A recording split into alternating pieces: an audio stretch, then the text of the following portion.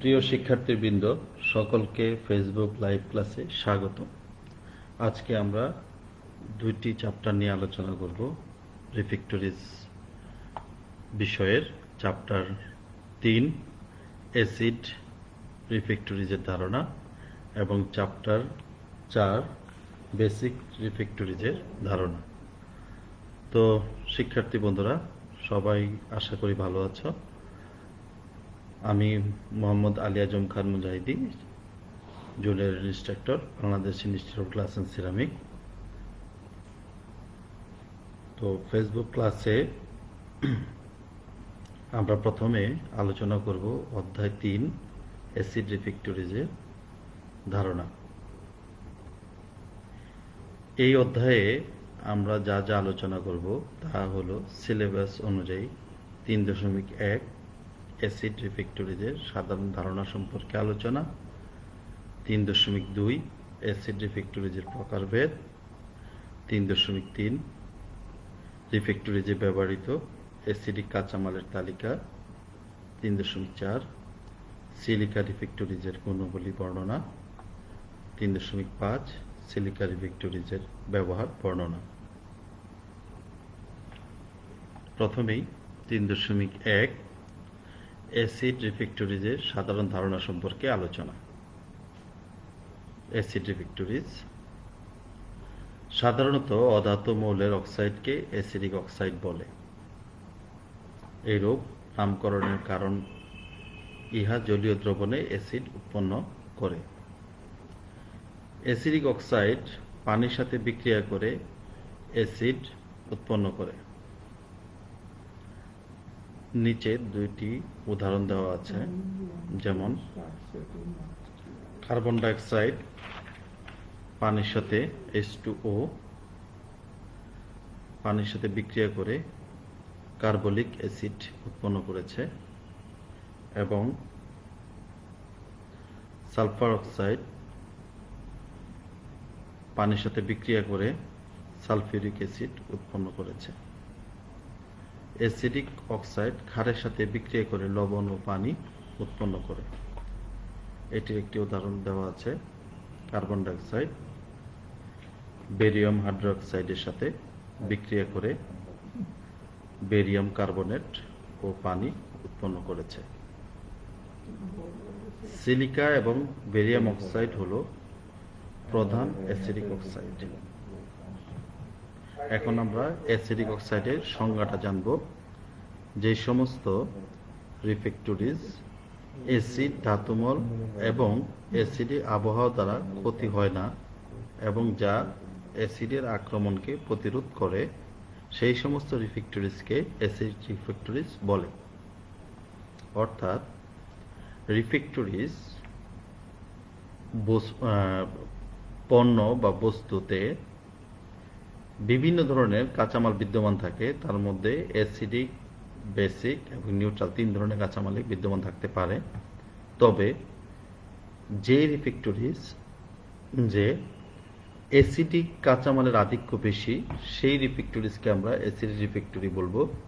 সেই রিফ্যাক্টরিজের কিছু গুণাবলী থাকবে, যেমন অ্যাসিড রিফ্যাক্টরি অ্যাসিডের ধাতুমল বা এর অ্যাসিডিক আবহাওয়ার দ্বারা কোনোরূপ ক্ষতি হবে না এবং অ্যাসিডের আক্রমণ থেকে নিজেকে প্রতিরোধ বা প্রতিহত করতে পারবে।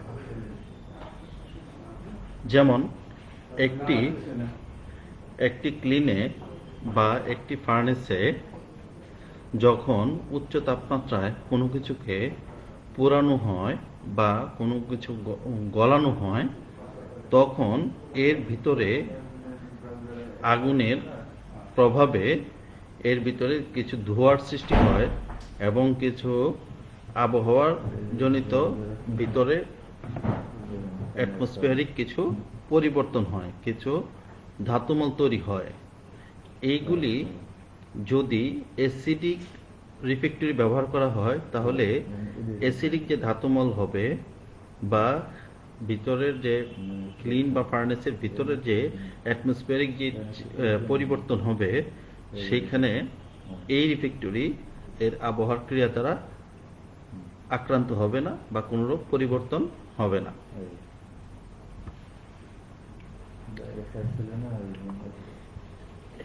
এবার আমরা আলোচনা করব 3.2 অ্যাসিডিক রিফ্র্যাক্টরিজের প্রকারভেদ। কাঁচামালের ধরন অনুসারে অ্যাসিড রিফ্র্যাক্টরিজ 3 প্রকার, যথা 1 silica refractories, 2 semi silica refractories, 3 zirconia refractories.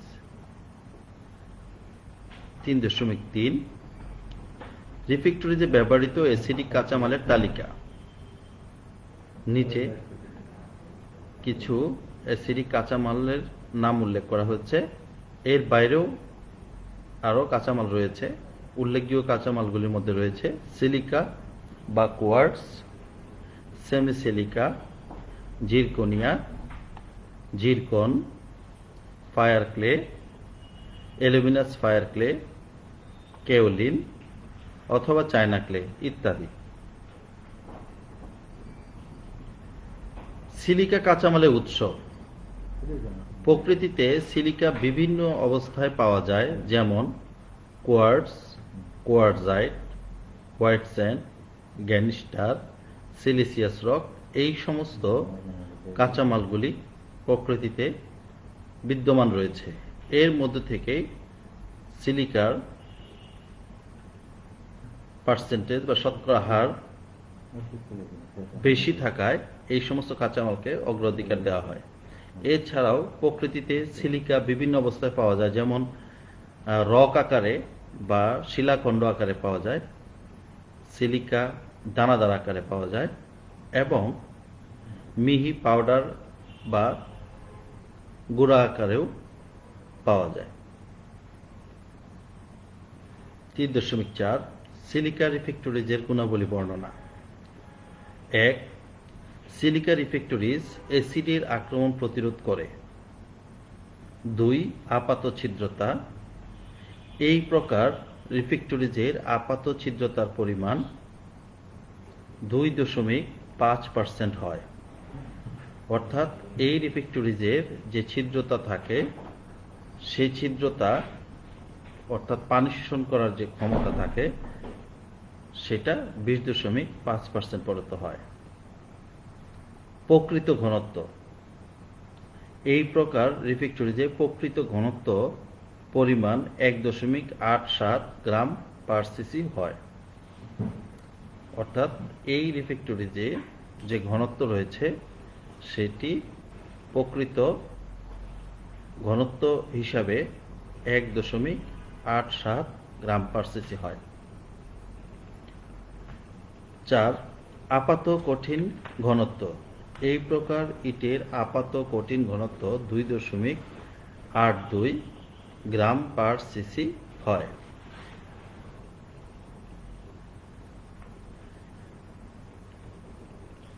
এখানে উল্লেখ করা প্রয়োজন, আপাত ঘনত্ব এবং প্রকৃত ঘনত্বের মধ্যে একটু পার্থক্য রয়েছে। আপাত ঘনত্ব, আপাত কঠিন ঘনত্ব বা আপাত ঘনত্ব বলতে বোঝানো হয়েছে একটি ইটের যে প্রকৃত রূপ রয়েছে, একটি ব্রিককে যদি সরাসরি তার ঘনত্ব মাপা হয় তাহলে তার ঘনত্ব হবে 2.82 গ্রাম পার সিসি। এটা হলো তার আপাত কঠিন ঘনত্ব। এর মধ্যে অনেক ছিদ্র রয়েছে, তাই এই ঘনত্ব হবে আপাত ঘনত্ব। কিন্তু প্রকৃত ঘনত্ব হবে ব্রিকটিকে যদি বয়েলিং করা হয়, একটি নির্দিষ্ট সময় আনতে যদি এটা বয়েলিং করা হয়, এর ভিতর থেকে যদি বাতাসকে বের করে নেওয়া হয়, অথবা ব্রিকটিকে যদি পাউডার পরিণত করা হয়, তারপর যদি এর ঘনত্ব পরিমাপ করা হয়, তাহলে সেইখানে হবে, সেটা হবে তার প্রকৃত ঘনত্ব। সেই ঘনত্ব হবে 1.87 গ্রাম পার সিসি। তাহলে শিক্ষার্থী বন্ধুরা, তোমরা বুঝতে পেরেছ আপাত ঘনত্ব এবং প্রকৃত ঘনত্বের মধ্যে পার্থক্যটি কি। এবার আসি 5 প্রকৃত দৈর্ঘ্য পরিবর্তন। এই প্রকার রিফ্র্যাক্টরিজকে 1500 ডিগ্রি সেন্টিগ্রেড তাপমাত্রায় পুনরায় তাপ দেওয়া হলে এর দৈর্ঘ্য পরিবর্তন হবে 0.4%।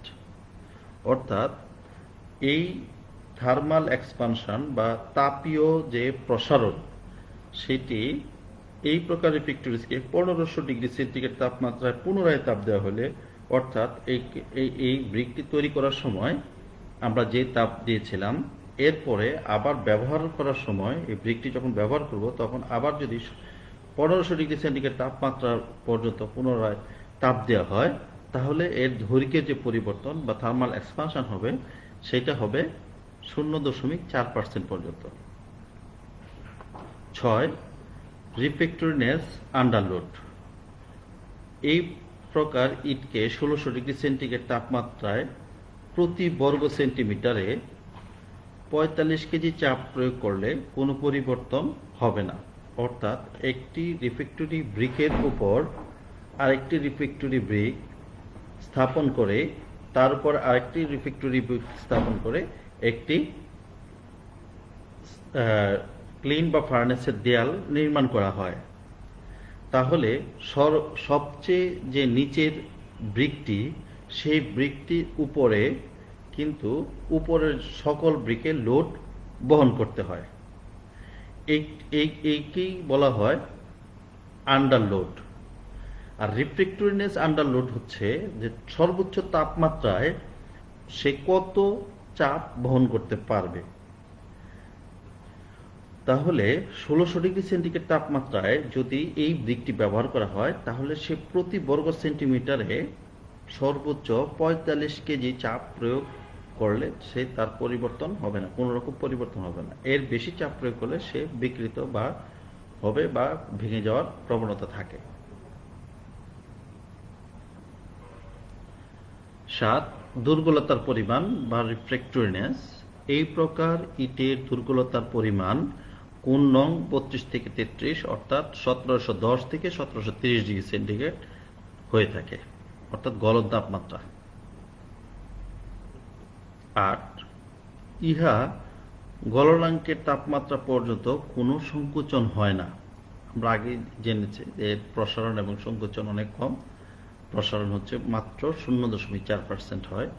সুতরাং এর গলনাঙ্কের সীমা পর্যন্ত তেমন কোনো সংকোচন বা প্রসারণ হয় না।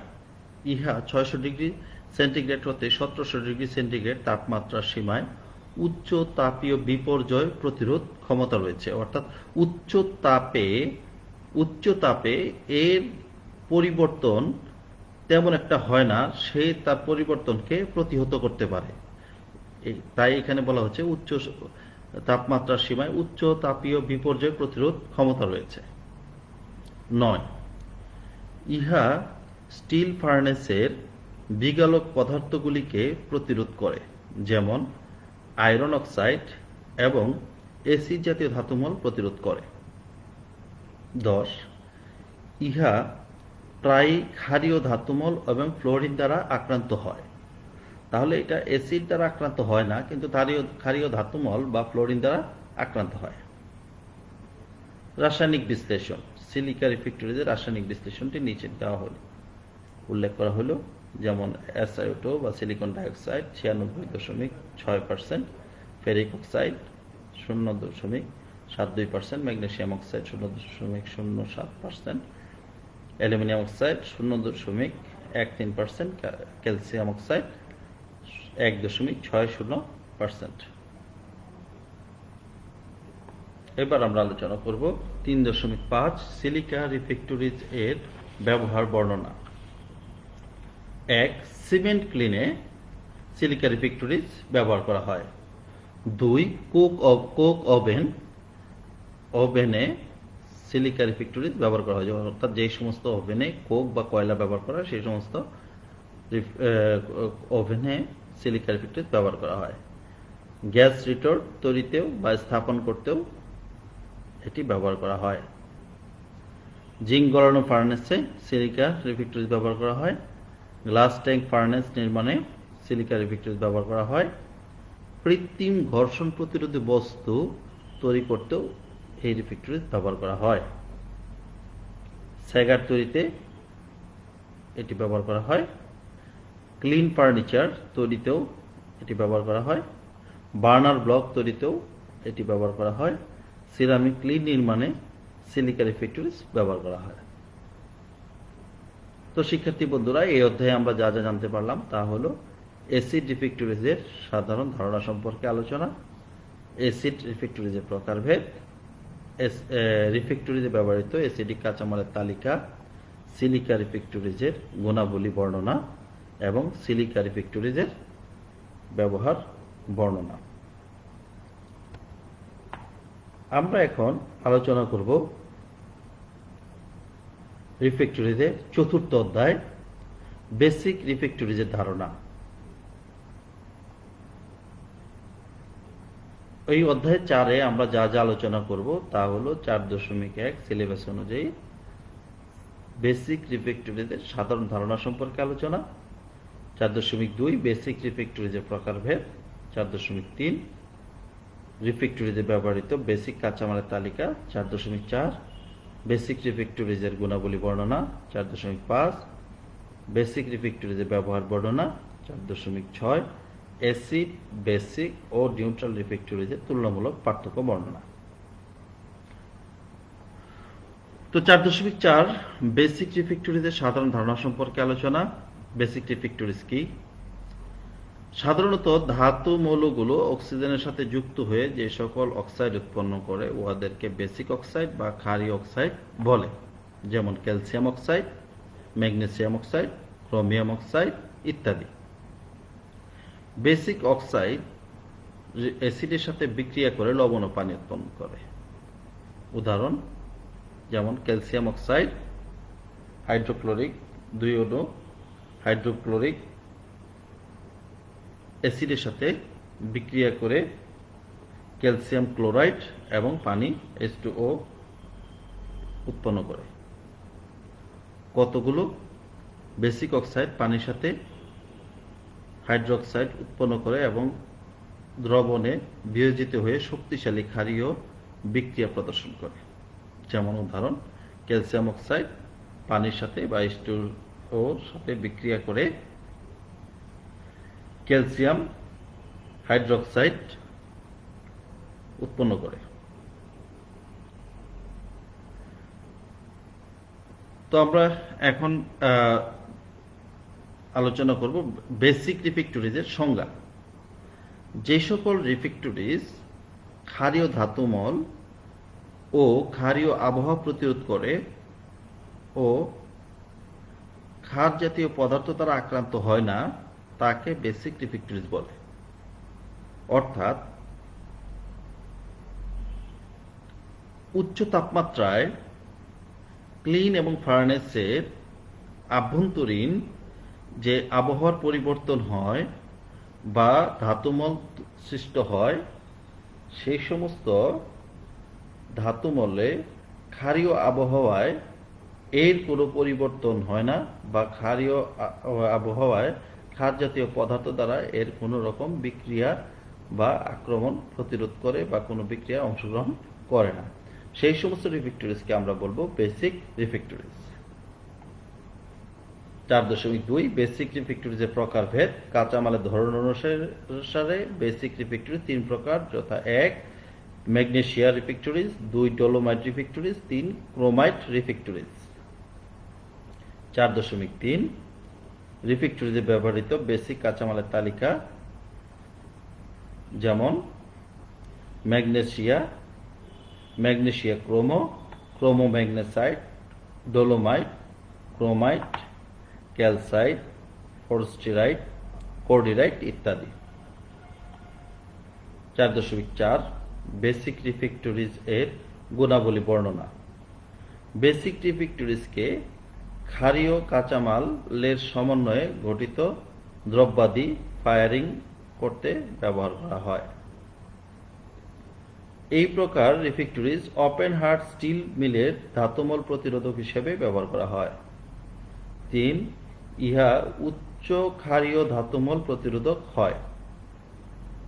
4 এই প্রকার রিফ্যাক্টরিজ উচ্চ তাপ, যেমন 2200 ডিগ্রি সেন্টিগ্রেড হতে 2800 ডিগ্রি সেন্টিগ্রেড তাপমাত্রা প্রতিরোধক হয়। 5 ইহা উচ্চ তাপীয় প্রসারণ গুণাঙ্কের অধিকারী হয়, অর্থাৎ উচ্চ তাপে এর তাপীয় প্রসারণ বা থার্মাল এক্সপানশন কম হয়, এই কারণে এখানে বলা হচ্ছে উচ্চ তাপীয় প্রসারণ গুণাঙ্কের অধিকারী হয়। 6 বেসিক রিফ্র্যাক্টরিজ উচ্চ ক্ষয় প্রতিরোধক এবং ঘন গঠনে হয়, অর্থাৎ এই রিফ্র্যাক্টরিজ অনেক ডেনসিটি অনেক বেশি থাকে এবং এর ক্ষয় প্রতিরোধ ক্ষমতা অনেক বেশি বা মেকানিক্যাল স্ট্রেংথ অনেক বেশি। 7 এই প্রকার রিফ্র্যাক্টরিজ ওজনে ভারী গঠনের হয়। 8 এই প্রকার রিফ্র্যাক্টরিজ বেশি ক্ষারীয় ধাতুমল প্রতিরোধক হয়, কিন্তু এই প্রকার রিফ্র্যাক্টরিজে সিলিকা থাকলে এর ধাতুমল প্রতিরোধ ক্ষমতা কমে যায়। আমরা আগে বলেছি যে রিফ্র্যাক্টরিজ বস্তু বা পণ্যগুলি অ্যাসিড, বেসিক, নিউট্রাল 3 ধরনের কাঁচামাল দ্বারাই তৈরি হয়, কিন্তু যদি ক্ষারীয় মালের আধিক্য বেশি থাকে তাহলে সেটাকে বেসিক রিফ্র্যাক্টরিজ বলবো, কিন্তু এর ভিতরে কিছু অ্যাসিডিক কাঁচামালও থাকতে পারে বা নিউট্রাল কাঁচামালও থাকতে পারে। তো অ্যাসিডিক কাঁচামাল বা সিলিকা জাতীয় কাঁচামাল যদি এর মধ্যে বিদ্যমান থাকে তাহলে এর ধাতুমল প্রতিরোধ ক্ষমতা বা বেসিক ধাতুমল ক্ষারীয় ধাতুমল প্রতিরোধ ক্ষমতা কিছুটা কমে যায়। 9 বেসিক রিফ্র্যাক্টরিজ উচ্চ তাপমাত্রায় বেশি যান্ত্রিক শক্তি সম্পন্ন হয়, অর্থাৎ মেকানিক্যাল স্ট্রেংথ উচ্চ তাপমাত্রায় এর মেকানিক্যাল স্ট্রেংথ অনেক বেশি থাকে।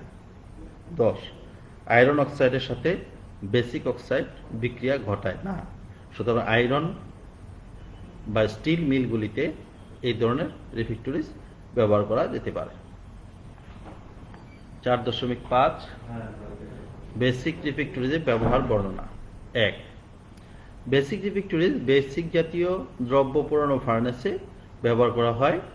2 বেসিক রিফ্র্যাক্টরিজকে বেসিক আবহাওয়ার ব্যবহার উপযোগী ফার্নেসে ব্যবহার করা হয়, যেমন ওপেন হার্থ স্টিল ফার্নেস।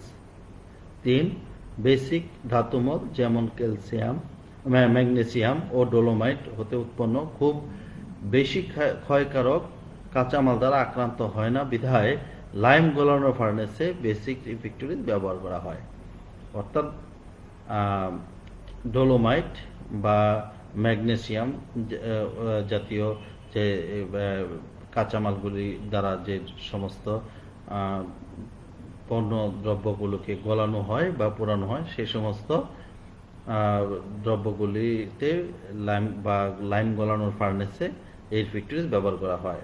4 অধিকাংশ সিরামিক কাঁচামাল রাসায়নিকভাবে অ্যাসিডিক, তাই সিরামিক ক্লিন নির্মাণে বেসিক রিফ্র্যাক্টরিজ ব্যবহার করা হয় না, অর্থাৎ সিরামিক ইন্ডাস্ট্রিতে যেহেতু অ্যাসিডিক জাতীয় কাঁচামাল দ্বারা বেশি ব্যবহার করা হয় সেহেতু সিরামিক ক্লিন নির্মাণে এটা ব্যবহার করা হয় না। তবে বেসিক রিফ্র্যাক্টরিজ সীমিত ক্ষেত্রে গ্লাস ইন্ডাস্ট্রিতে রিজেনারেটিভ সিস্টেমে ব্যবহার করা হয়, অর্থাৎ গ্লাস ইন্ডাস্ট্রিতে হিটকে পুনরুদ্ধার করার জন্য রিজেনারেটিভ যে সিস্টেমটি রয়েছে সেই সিস্টেমের মধ্যে এই রিফ্র্যাক্টরিজটি ব্যবহার করা হয়। বেসিক কাঁচামাল দ্বারা তৈরি দ্রব্যাদি ফায়ারিং এর ক্লিনে বেসিক রিফ্র্যাক্টরিজ ব্যবহার করা হয়। 7 বিশুদ্ধ ম্যাগনেসিয়াম অক্সাইড বেশি তাপমাত্রায় বেশি তাপীয় পরিবাহিতা হয়, তাই যেখানে বেশি তাপ স্থানান্তরের প্রয়োজন সেখানে বেসিক রিফ্র্যাক্টরিজ ব্যবহার করা হয়।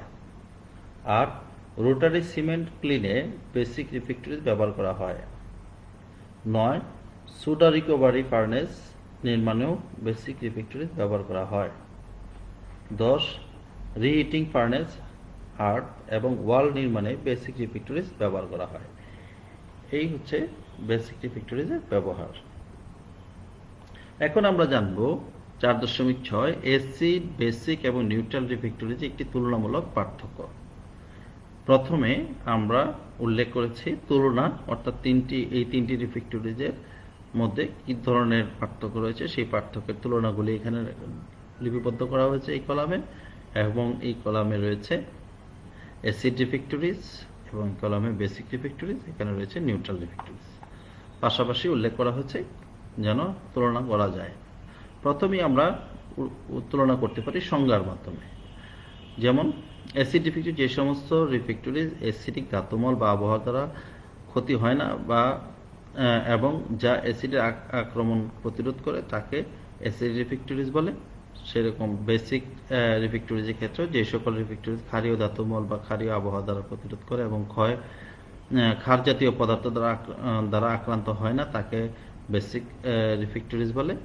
এখানে আবার নিউট্রাল রিফ্যাক্টরিজের সংজ্ঞা দেওয়া আছে যে সকল রিফ্যাক্টরিজ অ্যাসিড ও বেসিক উভয় ধরনের ধাতুমল বা আবহাওয়া দ্বারা আক্রান্ত হয় না, উভয় ক্ষেত্রে নিরপেক্ষ থাকে, তাকে নিউট্রাল রিফ্যাক্টরিজ বলে।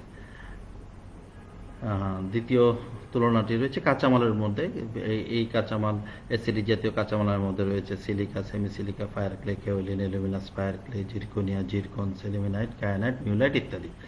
আবার বেসিক রিফ্যাক্টরিজের কাঁচামালের মধ্যে রয়েছে magnesite, chromo magnesite, periclase, dolomite, forsterite ইত্যাদি। এবং নিউট্রাল রিফ্যাক্টরির মধ্যে রয়েছে alumina, bauxite, carbon, silicon carbide, chromo alumina, chromo magnesite ইত্যাদি। উৎস, কাঁচামালের উৎস। অ্যাসিড রিফ্যাক্টরিজের উৎসগুলি রয়েছে quartz, quartzite, white sand, ganister, siliceous rock, perlite ইত্যাদি। বেসিক রিফ্যাক্টরিজের উৎসগুলি রয়েছে magnesite, hydromagnesite, giobertite, dolomite, whitening, limestone, caustic lime, zirconia ইত্যাদি। নিউট্রাল রিফ্যাক্টরিজের উৎস কাঁচামালগুলি হচ্ছে ক্রায়োলাইট, কোরান্ডাম, কায়ানাইট এবং কেওলিন ইত্যাদি।